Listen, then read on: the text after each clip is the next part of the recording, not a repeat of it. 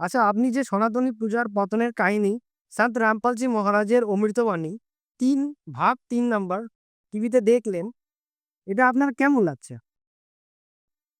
সনাতনী পূজা সম্বন্ধে যা আমরা দেখলাম, সেটা অন্য ধর্মগুরুরা যা বলছে, সেটা হচ্ছে যে সন্ত রামপালজি মহারাজ যে বেদের মাধ্যমে রামপাল মহারাজজি যা দেখিয়েছে, সেটা সম্পূর্ণ গীতা, বাইবেল বা অমুক কোরআন টোরান সমস্ত বেদকে দিয়ে যেটা প্রমাণিত উনি দেখিয়েছে, সেটা সমস্ত হিন্দু ভাইদের দেখা দরকার।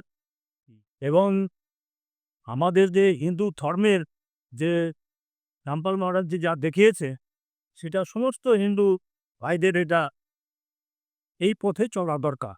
হ্যাঁ? এবং অতি উত্তম জিনিস, যেটা আমরা ভাবতে পারিনি, এত সুন্দরভাবে আমাদেরকে বুঝিয়েছে।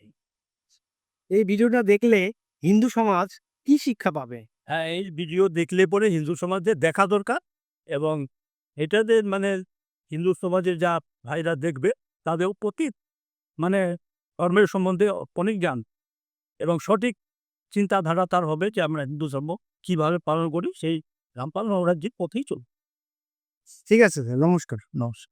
সম্পূর্ণ ভিডিও দেখার জন্য সন্ত রামপালজি বাংলা সৎসঙ্গ ইউটিউব চ্যানেলে ভিজিট করুন।